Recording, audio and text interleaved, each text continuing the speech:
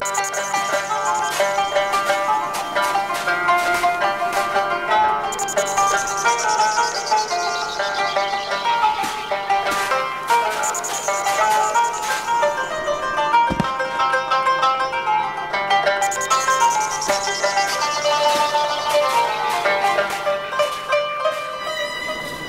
الله الرحمن الرحيم والصلاة والسلام على أشرف المرسلين. اللهم انفعنا بما علمتنا وعلمنا ما ينفعنا وزدنا علما. الحمد لله على كل حال وأعوذ بالله من حال أهل النار. إخواني السلام عليكم ورحمة الله وبركاته. في Zia Mahfoudi. Il faut commencer tout de suite et se jeter à l'eau vu le nombre important de messages qui nous arrivent. Ils sont tous importants pour ceux qui les ont envoyés, c'est indéniable. Ils sont importants aussi pour nous. Mais je l'ai déjà exprimé, je le réitère encore une fois. Il nous est matériellement impossible de répondre à l'ensemble des messages. Il faudrait nous en excuser. Nous n'avons pas d'avoir la prétention de tout savoir, de tout connaître et d'avoir réponse à tout problème. Nous essayons de ramener dans la mesure de nos connaissances les éléments de réponse nécessaires pour vous tranquilliser, pour vous rasséréner. J'essaye dans la mesure du possible d'opter pour des questions nouvelles auxquelles nous n'avons pas répondu jusqu'à maintenant pour pouvoir faire profiter un maximum de téléspectateurs et de téléspectatrices des réponses que nous formulons. Je commencerai par ce mail. C'est vrai qu'il vient d'arriver, mais comme nous n'avons pas particulièrement répondu à ce genre de questionnement jusqu'à maintenant, parce qu'un certain nombre de nos frères vivent justement à cheval entre leur connaissance, même parfois sommaire, des bases de la jurisprudence musulmane, le fiqh islamique, et d'autre part sur un vécu quotidien dans un pays d'Occident qui est régi par des lois établies par les hommes et qui se modifient donc à travers les âges et à travers les pays. C'est une dame qui, me semble-t-il, est d'origine marocaine, qui vit en France, qui était mariée pendant une longue période. Elle dit qu'elle est en instance de divorce, qu'il y a des problèmes de partage de biens entre son mari et elle, parce que son mari dispose entre autres de maisons aussi bien en France qu'au Maroc. Il a accepté de lui laisser une maison en France pour son usage personnel, je pense. Et il a refusé de lui donner quoi que ce soit comme habitation au Maroc. Et donc, au-delà de ce partage qui pose problème, elle se pose la question sizienne en ce qui concerne la femme musulmane. Une fois qu'elle est divorcée, après une période plus ou moins longue de vie commune, qu'en est-il des biens qui ont été acquis par le couple pendant cette vie commune? Est-ce qu'il s'agit de biens qui sont à la disposition du mari, de l'épouse? Est-ce qu'ils doivent être partagés à 50-50%? Est-ce qu'au fur et à mesure qu'on achète quelque chose, il faut dire est-ce que c'est un bien qui a été payé par le mari ou par l'homme? Qu'est-ce qu'on peut répondre à Mme Fatima? Tfaddal. C'est une question assez pertinente parce que le débat vient d'être relancé sur cette question. On est vu bien sûr la demande de certaines associations féminines qui disent que pour elles, malheureusement, que parfois le fiqh islamique ne tranche pas toujours à la faveur de la femme. Et c'est pour cela que nos fuqaha contemporains ont essayé, ils sont toujours en train de le faire, pour essayer de donner quand même une vision plus claire sur cette situation. Premièrement, on doit rappeler que halal ilallah wa talaq. Donc, normalement, un musulman ne doit pas quand même aller directement au talaq. Il essaie quand même de régler ses problèmes sociaux au sein, à l'intérieur du foyer, par tous les moyens possibles. Et si on arrive à talaq, il doit quand même être l'ultime solution, c'est-à-dire qu'il n'y a plus d'autres solutions à la disposition de ce couple. Le talaq, une fois prononcé, il doit quand même donner certains droits, et à la femme et aussi au mari. Premièrement, dans le cas où c'est un talaq raj'i, donc on donne cette possibilité et au mari et à la femme de se réconcilier pour revenir vers des nouvelles bases, pour continuer à mener leur vie selon une autre vision différente de celle qu'ils ont connue avant. Deuxièmement, on doit aussi savoir que le fiqh al-islami a proposé, il l'a mis à la disposition entre la justice, entre al-qada et al-aqd, ce qu'on appelle al-mut'a. Cette muta'a n'a pas été définie par le fiqh islamique, donc elle est laissée à l'appréciation de Al-Qada qui va la définir en fonction des paramètres qui sont à la disposition du juge ou bien de l'instance judiciaire. Et certains de nos fuqaha sont en train de revoir cette question sur de nouvelles bases, en disant que dans le cas où le mariage ou le divorce va se faire, où il s'est fait après 1 ou 2 années de mariage, de consommation. Et parfois, le divorce arrive après 40 ans, 35 ans de vie. Et ils ont dit que, dans ce cas-là, elle fait injuste, c'est-à-dire il met à la disposition du juge pour essayer d'apprécier de manière à essayer de couvrir, de protéger cette femme. On doit en tenir compte aussi de certains paramètres que nous avons développés tout à l'heure à la marge de l'émission. Nous avons dit que la vie n'est plus régie selon des bases de solidarité sociale, c'est-à-dire la femme elle peut se retrouver ailleurs. Et c'est pour cela que certains de nos fuqaha disaient que la justice peut aller jusqu'au point où indemniser la femme de manière à être protégée dans le cas où elle va se retrouver seule après 20 ans, 25 ans de mariage. Revenons à la question des biens, de la partition du bien.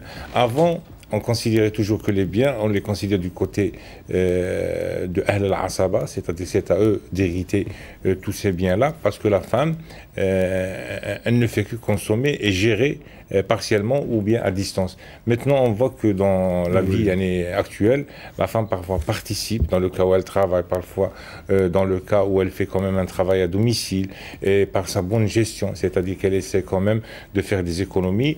Et je pense que chaque mari, même s'il a décidé de faire un divorce, il doit tenir compte de tous ces paramètres-là pour reconnaître quels sont, ou bien quel était quand même l'apport important de cette femme dans le développement financier, économique de la maison. Il doit dans ce cas-là donner la part en dehors de ce qu'elle doit hériter dans le cas où elle reste, où elle ouvre droit à l'héritage dans le cas où le mari va décéder dans sa maladie ou il a divorcé. Cette femme-là, elle a le droit de l'héritage. Mais en plus de cela, il faut que le mari quand même tienne compte de cet aspect. Et espérons maintenant que Majel et Selfik, ils doivent essayer de régir d'une manière uniforme pour pouvoir quand même donner plus de protection à certains couples et surtout à nos sœurs qui parfois se retrouvent dans une situation injuste, malheureusement, de la part de certains maris. Très bien, voilà ce qu'on pouvait formuler. Il est certainement nécessaire de revenir sur des sujets pareils en demandant la collaboration de nos amis qui sont dans la justice et qui ont à traiter tous les jours de ces problèmes qui sont très douloureux. La religion de l'islam est une religion de la morale, de l'éthique et de la justice véritable. Il ne faudrait pas, sous prétexte d'appliquer des lois partielles, oublier, si je peux utiliser le terme, les bases fondamentales de la religion.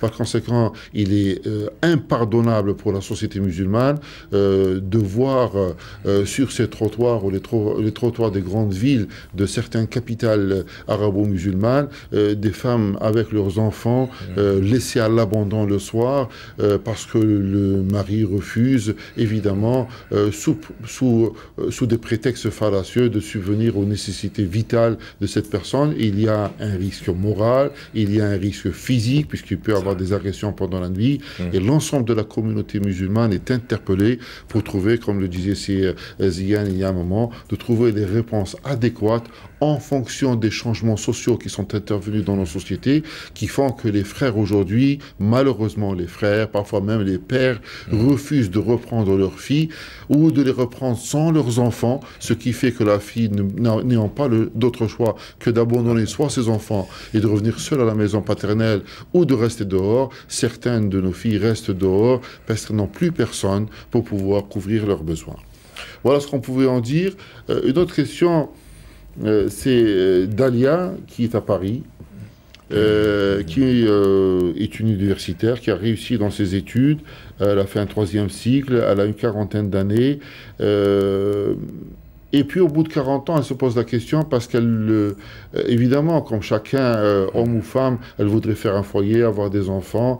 Et elle se pose la question sur la licité de ces annonces matrimoniales à travers des journaux ou à travers certaines chaînes de télévision spécialisées. Il y en a même en langue arabe, sur des satellites bien connus ou par voie Internet. Elle se pose la question, à partir du moment où la jeune fille ne met pas sa photo, à partir du moment où il n'y a pas une conversation privée entre elle et celui qui cherche une épouse ou l'inverse, est-ce que c'est licite?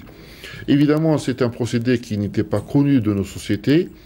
Je pense que, et nous en avons discuté avant de répondre à cette question, je pense que parfois les gens oublient un certain nombre de sujets fondamentaux. Et ça rejoint la réponse que nous avions donnée à Madame Fatima il y a un moment en ce qui concerne le divorce.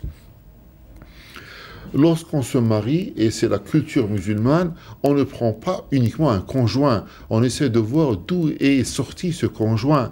La famille dont vous êtes issu a joué un rôle fondamental d'abord dans votre personnalité, dans votre formation, dans votre parcours, et par conséquent même dans vos penchants. Et par conséquent, lorsque vous mettez une photo avec l'âge, les mensurations, les désirs verbalisé, vous risquez de n'avoir qu'une approche très partielle de la personne qui peut-être vous attire et vous allez demander sa main ou accepter sa demande en mariage s'il s'agit d'une jeune fille. C'est une méthode qui n'a pas l'aval du bon sens et du comportement habituel et traditionnel dans nos familles. Vous avez justement, c'est pour ça qu'on fait, comme on le dit en Algérie, une fatha avec une présence importante des hommes comme des femmes pendant cette cérémonie pour que les gens se connaissent, pour qu'ils puissent discuter, pour qu'ils voient quelles sont leurs visions de la vie. Est-ce qu'elle est conforme? Est-ce qu'elle est adaptable? Est-ce qu'il y a des chances de réussite à ce que ces deux jeunes puissent faire une famille qui tout de même arrivera à tenir la route et à maintenir un certain équilibre? Je crains que ces procédés via journaux, via revues, via Internet et via certaines chaînes satellitaires comporte plus de risques que de solutions. Je crois qu'aussi, et c'est là où je voudrais entraîner Mademoiselle Dalia, puisqu'il s'agit toujours de Mademoiselle Dalia de Paris, a une réflexion qui est profonde. Lorsqu'on s'engage dans un processus d'études, de vie, etc., lorsqu'on se déplace de sa famille d'origine, de sa région d'origine, et des gens qui vous connaissent, il est certain qu'après 10, 15 ans ou 20 ans d'absence, vous êtes coupé de vos racines. Et les gens ne savent pas très bien s'ils demandent votre main ou si vous leur demandez la main de leur fille, qu'est-ce qu'ils ont derrière? Il faut les comprendre. Nous avons une responsabilité importante vis-à-vis de nos filles, vis-à-vis de nos garçons.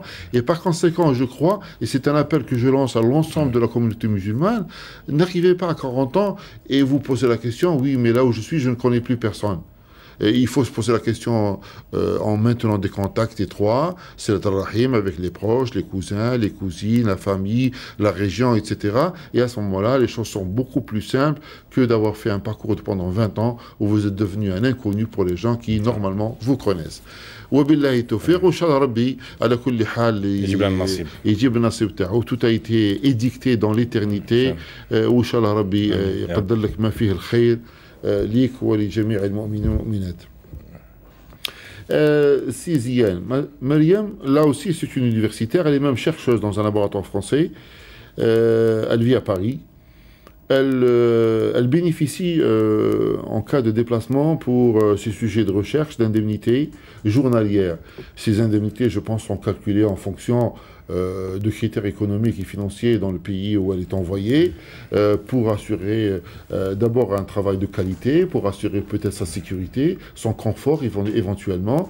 Et elle voudrait un peu rogner, hein, faire des économies de bout de chandelle. Et si on lui donne 500 euros par jour comme indemnité, c'est un chiffre que je donne comme ça, hein, elle voudra dépenser que 100 pour en garder 400, peut-être pour son usage personnel ou faire des cadeaux.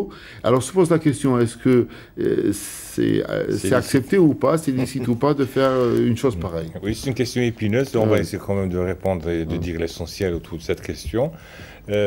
Premièrement, cette indemnité, une fois versée à cette dame-là ou à cette sœur